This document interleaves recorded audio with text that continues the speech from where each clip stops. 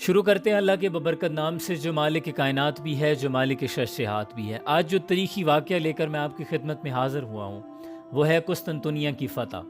قسطنطنیہ کی فتح کے حوالے سے حضور اکرم صلی اللہ علیہ وسلم نے کیا پیشن گوئی کی تھی اور اس کی فتح کے محرکات کیا تھے، قسطنطنیہ کا قلعہ کس قدر مضبوط تھا، کس قدر مضبوط فصیلیں تھیں، اور اس کا فاتح کون تھا، ترک سلطنت کا کون سا فرما روا تھا، اس نے کون سا حربہ استعمال کیا تھا، جانیں گے تاریخ کے اوراق میں سے۔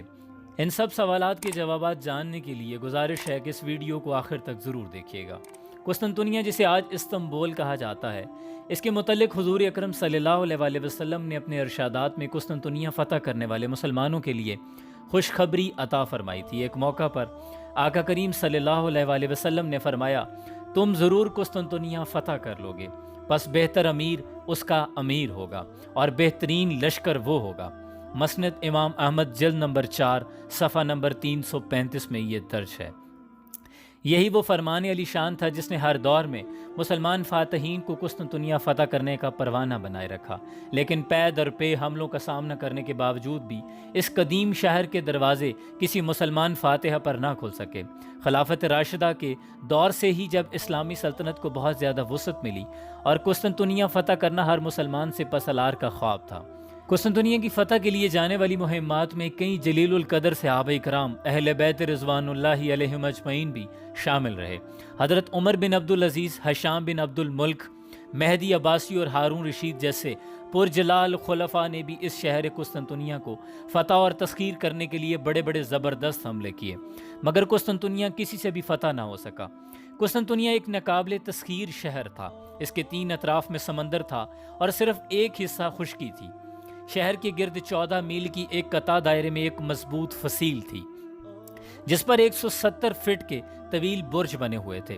باہری فصیل کے اندر ایک اور فصیل بنی ہوئی تھی اور ان فصیلوں کے بیچوں بیچ ایک ناقابل عبور خندق بنی ہوئی تھی جس کی چوڑائی 60 فٹ اور گہرائی 100 فٹ تھی، اور مزید ایک اندرونی فصیل نے کم و بیش 1 لاکھ کی آبادی کو پناہ دے رکھی تھی، اور یوں یہ شہر فتح کرنا قریب ناممکن ہو گیا تھا۔ قسطنطنیہ عیسائی دنیا کا روحانی مرکز تھا اور اسے عیسائی دنیا میں ایک روحانی قلعہ کی حیثیت حاصل تھی۔ چنانچہ مسلمان فاتحین کے 20 لشکر اس شہر پر پورے جنگی ساز و سامان کے ساتھ یلغار کرتے، لیکن ہر مرتبہ ناکام لوٹتے، اور پھر آقا کریم صلی اللہ علیہ وسلم کی اس بشارت کا مستحق دولت عثمانیہ کا 7واں فرما روا سلطان محمد فاتح ٹھہرا۔ عثمانی ترک جنہیں ہم خلافت عثمانیہ کے نام سے جانتے ہیں، خراسانی خانہ بدوش ارطغرل کے بیٹے عثمان خان کی اولاد تھے۔ یہ ایشیا کوچک میں داخل ہوئے تو انہوں نے ایک سلطنت کی بنیاد ڈالی جو صرف 300 سال میں دنیا کی ایک طاقتور سلطنت بن گئی۔ اس کے عروج کا دور مشرق میں سلطان سلیم اور مغرب میں سلیمان اعظم پر ختم ہوتا تھا، لیکن خلافت عثمانیہ کا مشہور فرما روا سلطان محمد فاتح ہے جس کے ہاتھوں سرکار دو عالم صلی اللہ علیہ وسلم کی بشارت تکمیل کو پہنچی۔ قسطنطین دوازدہم اور سلطان محمد کے درمیان ہونے والی یہ جنگ تحیر کن جنگ اور انہونے واقعات پر مبنی ہے جس پہ آج بھی دنیا جدید حیران ہے۔ سب سے تحیر کن وقت اور مارکہ وہ تھا جس میں سلطان محمد نے اپنے بحری بیڑے کو بحری جہاز کو خشکی پر چلانے کا حکم دیا، اور 10 میل کا دشوار گزار چٹانی راستہ عثمانی بحری بیڑے نے پتھریلی چٹانوں پر گھسٹ کر طے کیا، اور یہی اس مارکے کا سخت ترین اور فیصلہ کن مرحلہ ثابت ہوا۔ جب 3 صدی عیسوی میں قسطنطین نامی بادشاہ نے عیسائیت کا مذہب قبول کر کے اس شہر کو اپنا پایہ تخت بنایا تھا تو اس کا نام قسطنطنیہ مشہور ہوا۔ جہالت میں ڈوبے اہل مغرب کی آخری شکست اور مسلمانوں کی آخری فتح کا یہ سنہری باب سلطان محمد فاتح کے ہاتھوں رقم ہوا۔ قسطنطنیہ جس کا موجودہ نام استنبول کی فتح کی سعادت اس لشکر کے حصہ میں آئی جو سلطنت عثمانیہ کے حکمران سلطان محمد کی سربراہی میں ربیع الاول 857 ہجری اپریل 1453 عیسوی میں قسطنطنیہ کی فتح کے لیے گیا تھا۔ ایک طویل محاصرہ اور شدید جنگ کے بعد جمادی الاول 857 ہجری مئی 1453 عیسوی میں قسطنطنیہ مسلمان ترک افراج کے ہاتھوں فتح ہو گیا، اور بالآخر 7ویں عثمانی فرما روا سلطان محمد کا نام تاریخ میں قسطنطنیہ کے فاتح کے حسیس سے جلوہ گر ہوا۔ اس عظیم الشان مارکے میں کامیابی کی وجہ سے سلطان محمد کو فاتح کا لقب ملا۔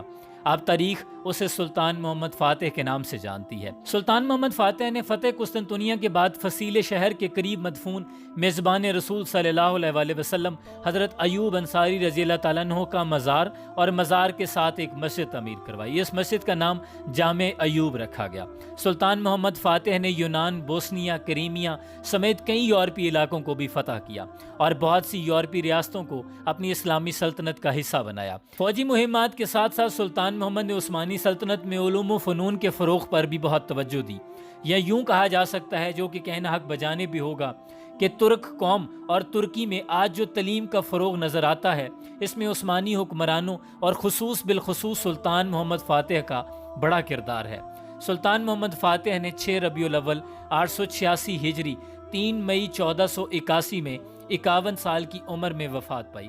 قسطنطنیہ میں مسجد کے احاطے میں سلطان کی تدفین ہوئی۔ یہی وہ مسلمان حکمران تھے جن کے بارے میں حضرت اقبال نے لکھا کہ یہ غازی یہ تیرے پراسرار بندے، جنہیں تو نے بخشا ہے ذوق خدائی، دو نیم ان کی ٹھوکر سے صحرا و دریا، سمٹ کر پہاڑ ان کی ہیبت سرائی، دو عالم سے کرتی ہے بیگانہ دل کو، عجب چیز ہے لذت آشنائی، اور شہادت ہے مقصود مطلوب مومن، نہ مال غنیمت نہ کشور کشائی، یہ تو سر بکف پھرتے تھے فقط جذبہ شہادت لیے۔